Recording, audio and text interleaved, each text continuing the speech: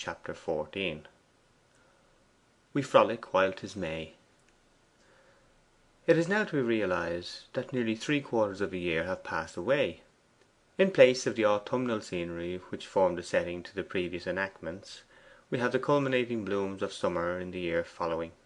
Stephen is in India, slaving away at an office in Bombay, occasionally going up the country on professional errands, and wondering why people who have been there longer than he complain so much of the effect of the climate upon their constitutions. Never had a young man a finer start than seemed now to present itself to Stephen. It was just in that exceptional heyday of prosperity which shone over Bombay some years ago that he arrived on the scene. Building and engineering partook of the general impetus. Speculation moved with an accelerated velocity every successive day, and the only disagreeable contingency connected with it being the possibility of a collapse. Elfride had never told her father of the 24 hours escapade with Stephen, nor had it to her knowledge come to his ears by any other route. It was a secret trouble and grief to the girl for a short time, and Stephen's departure was another ingredient in her sorrow. But Elfride possessed special facilities for getting rid of trouble after a decent interval. Whilst the slow nature was imbibing a misfortune little by little, she had swallowed the whole agony of it at a draught, and was brightening again. She could slough off all sadness and replace it by a hope as easily as a lizard renews a diseased limb. And two such excellent distractions had presented themselves. One was bringing out the romance, and looking for notices in the papers, which, though they had been significantly short so far, had served to divert her thoughts. The other was migrating from the vicarage to the more commodious old house of Mrs. Swancourt's, overlooking the same valley. Mr. Swancourt at first disliked the idea of being transplanted to feminine soil, but the obvious advantages of such an accession of dignity reconciled him to the change. So there was a radical move, the two young ladies staying at Torquay, as had been arranged, and the vicar going to and fro. Mrs. Swancourt considerably enlarged Elfride's ideas in an aristocratic direction, and she began to forgive her father for his politic marriage. Certainly, in a worldly sense, a handsome face at 43 had never served a man in better stead. The new house at Kensington was ready, and they all were in town. The Hyde Park shrubs had been transplanted as usual, the chairs ranked in line, the grass edgings trimmed, the roads made to look as if they were suffering from a heavy thunderstorm. Carriages had been called for by the easeful, horses by the brisk, and the drive and row were again the groove of gaiety for an hour. We gaze upon the spectacle at 6 o'clock on this midsummer afternoon, in a melon frame atmosphere and beneath a violet sky. The Swancourt equipage formed one of the stream. Mrs. Swancourt was a talker of talk of the incisive kind, which her low musical voice, the only beautiful point in the old woman, prevented from being wearisome. 'Now,' she said to Elfride, who, like Aeneas at Carthage, was full of admiration for the brilliant scene, 'you will find that our companion estate will give us, as it does everybody, an extraordinary power in reading the features of our fellow creatures here. I always am a listener in such places as these, not to the narratives told by the neighbours' tongues, but by their faces, the advantage of which is, that whether I am in Row, Boulevard, Rialto, or Prado, they all speak the same language. I may have acquired some skill in this practice through having been an ugly lonely woman for so many years, with nobody to give me information, a thing you will not consider strange when the parallel case is borne in mind, how truly people who have no clocks will tell the time of day.' 'Ay, that they will,' said Mr. Swancourt corroboratively. 'I have known labouring men at Endelstow and other farms who have framed complete systems of observation for that purpose, by means of shadows, winds, clouds, the movements of sheep and oxen, the singing of birds, the crowing of cocks, and 100 other sights and sounds which people with watches in their pocket never know the existence of. They are able to pronounce within 10 minutes of the hour, almost at any required instant. That reminds me of an old story, which I am afraid is too bad to repeat.' Here the vicar shook his head and laughed inwardly. 'Tell it, do,' said the ladies. 'I mustn't quite tell it.' 'That's absurd,' said Mrs. Swancourt. It was only about a man who, by the same careful system of observation, was known to deceive people for more than 2 years into the belief that he kept a barometer by stealth. So exactly did he foretell all changes in the weather by the braying of his ass and the temper of his wife.' Elfride laughed. 'Exactly,' said Mrs. Swancourt. 'And in just the same way that those learnt the signs of nature, I have learnt the language of their illegitimate sister, artificiality, and the fibbing of eyes, the contempt of nose tips, the indignation of back hair, the laughter of clothes, the cynicism of footsteps, and the various emotions lying in walking stick twirls, hat liftings, the elevation of parasols, the carriage of umbrellas, become as A B C to me. Just look at that daughter's sister's class of a mamma in the carriage across there,' she continued to Elfride, pointing with merely a turn of her eye. 'The absorbing self consciousness of her position that is shown by her countenance is most humiliating to a lover of one's country. You would hardly believe, would you, that members of a fashionable world, whose professed zero is far above the highest degree of the humble, could be so ignorant of the elementary instincts of reticence?' 'How?'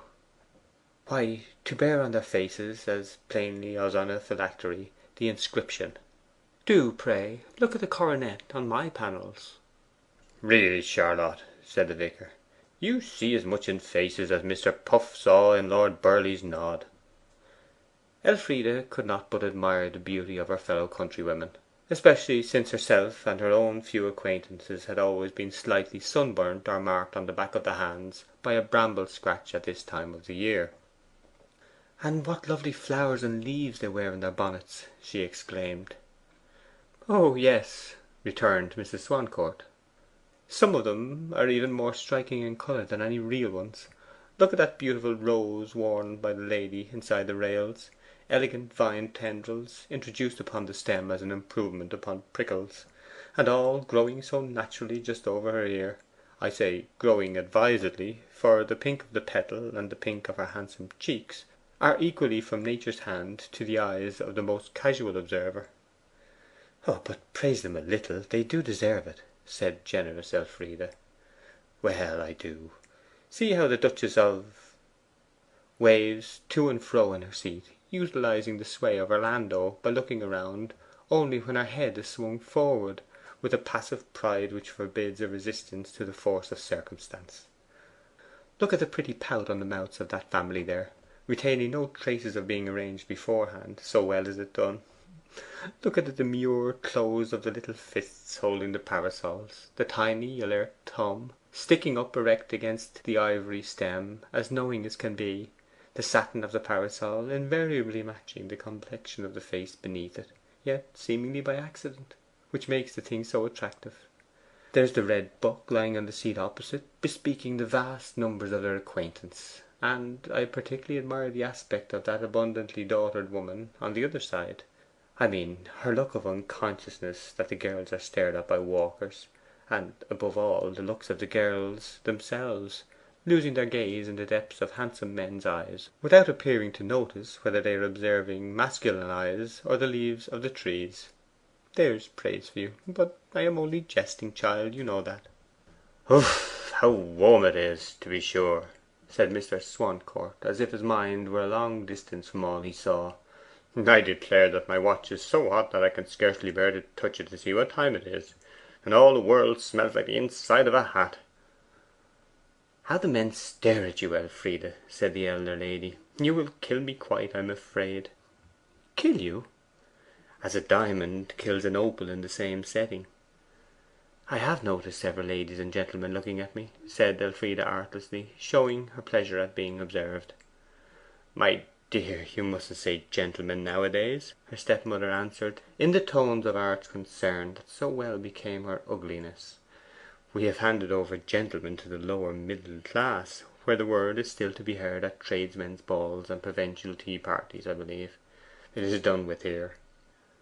'What must I say then?' 'Ladies and men, always.' At this moment appeared in the stream of vehicles moving in the contrary direction a chariot, presenting in its general surface the rich indigo hue of a midnight sky. the wheels and margins being picked out in delicate lines of ultramarine. The servants' liveries were dark blue coats and silver lace, and breeches of neutral Indian red. The whole concern formed an organic whole, and moved along behind a pair of dark chestnut geldings, who advanced in an indifferently zealous trot, very daintily performed, and occasionally shrugged divers points of their veiny surface, as if they were rather above the business. In this sat a gentleman with no decided characteristics more than that he somewhat resembled a good natured commercial traveller of the superior class. Beside him was a lady with skim milky eyes and complexion, belonging to the interesting class of women, where that class merges in the sickly, her greatest pleasure being apparently to enjoy nothing.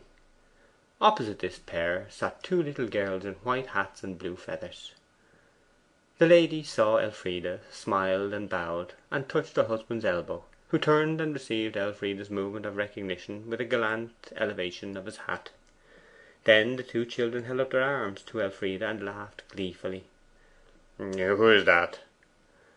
'Why, Lord Luxellian, isn't it?' said Mrs. Swancourt, who with the vicar had been seated with their back towards them. 'Yes,' replied Elfride.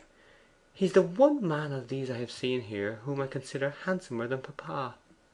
'Thank you, dear,' said Mr. Swancourt. 'Yes, but your father is so much older. When Lord Luxellian gets a little further on in life, he won't be half so good looking as our man.' 'Thank you, dear, likewise,' said Mr. Swancourt. 'See,' exclaimed Elfride, still looking towards them, 'how those little dears want me. Actually, one of them is crying for me to come.' 'We were talking of bracelets just now. Look at Lady Luxellian's,' said Mrs. Swancourt, as that baroness lifted up her arm to support one of the children. 'It is slipping up her arm, too large by half. I hate to see daylight between a bracelet and a wrist. I wonder women haven't better taste.' 'It's not on that account, indeed,' Elfride expostulated. 'It is that her arm has got thin, poor thing. You cannot think how much she has altered in this last 12 month.' The carriages were now nearer together, and there was an exchange of more familiar greetings between the two families. Then the Luxellians crossed over and drew up under the plane trees, just in the rear of the Swancourts. Lord Luxellian alighted and came forward with a musical laugh. It was his attraction as a man. People liked him for those tones, and forgot he had no talents. Acquaintances remembered Mr. Swancourt by his manner. They remembered Stephen Smith by his face, Lord Luxellian by his laugh. Mr. Swancourt made some friendly remarks, among other things upon the heat. 'Yes,' said Lord Luxellian, 'we were driving by a furrier's window this afternoon, and the sight filled us all with such a sense of suffocation that we were glad to get away. Ha ha!' He turned to Elfride. 'Miss Swancourt, I have hardly seen or spoken to you since your literary feat was made public. I had no idea a child was making notes down at quiet Endelstow, or I should certainly have put myself and friends upon our best behaviour. Swancourt, why didn't you give me a hint?'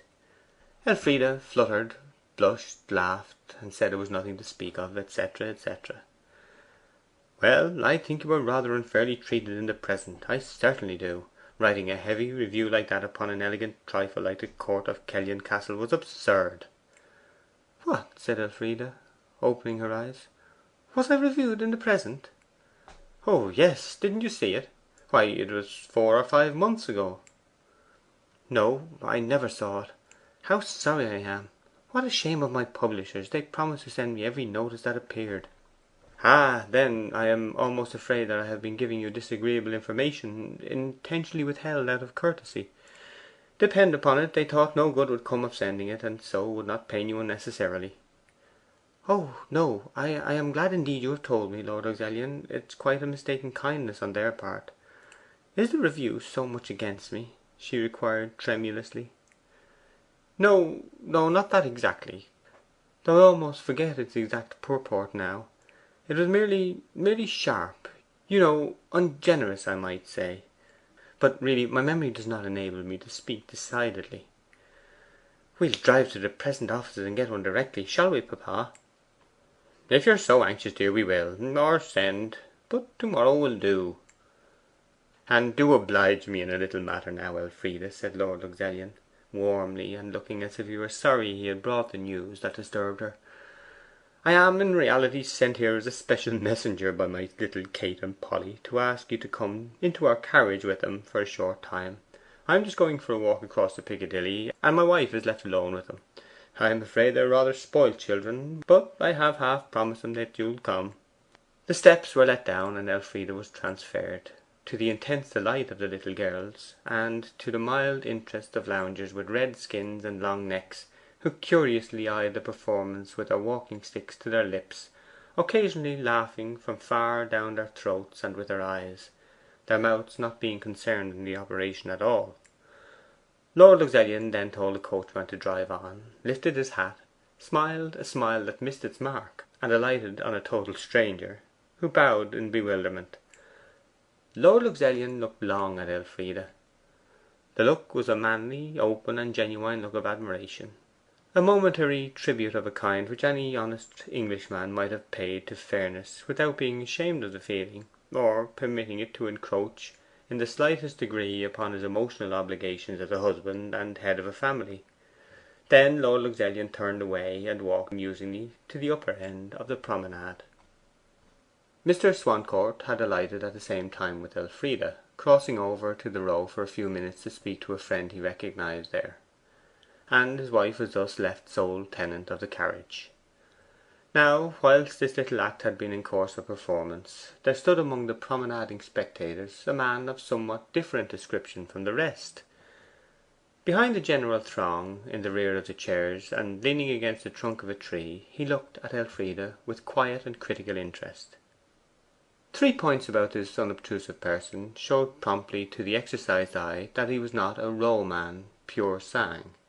First, an inoppressible wrinkle or two in the waist of his frock coat, denoting that he had not damned his tailor sufficiently to drive that tradesman up to the orthodox high pressure of cunning workmanship. Second, a slight slovenliness of umbrella, occasioned by its owner's habit of resting heavily upon it, and using it as a veritable walking stick, instead of letting its point touch the ground in the most coquettish of kisses, as is the proper Row manner to do. Third, and chief reason, that try as you might, you could scarcely help supposing, on looking at his face, that your eyes were not far from a well finished mind, instead of the well finished skin et praeterea nihil, which is by rights the mark of the Row.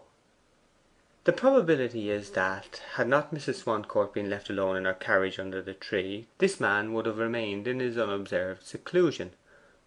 But seeing her thus, he came round to the front, stooped under the rail, and stood beside the carriage door. Mrs. Swancourt looked reflectively at him for a quarter of a minute, then held out her hand laughingly. 'Why, Henry Knight! Of course it is. My second, third, fourth cousin, what shall I say? At any rate, my kinsman.' 'Yes, one of a remnant not yet cut off. I scarcely was certain of you either from where I was standing.' 'I have not seen you since you first went to Oxford. Consider the number of years. You know, I suppose, of my marriage?' And there sprang up a dialogue concerning family matters of birth, death, and marriage, which it is not necessary to detail. Knight presently inquired, 'The young lady who changed into the other carriage is, then, your stepdaughter?' 'Yes, Elfride. You must know her.' 'And who was the lady in the carriage Elfride entered, who had an ill defined and watery look, as if she were only the reflection of herself in a pool?' 'Lady Luxellian, very weakly, Elfride says. My husband is remotely connected with them, but there is not much intimacy on account of... However, Henry, you will come and see us, of course. 24 Chevron Square.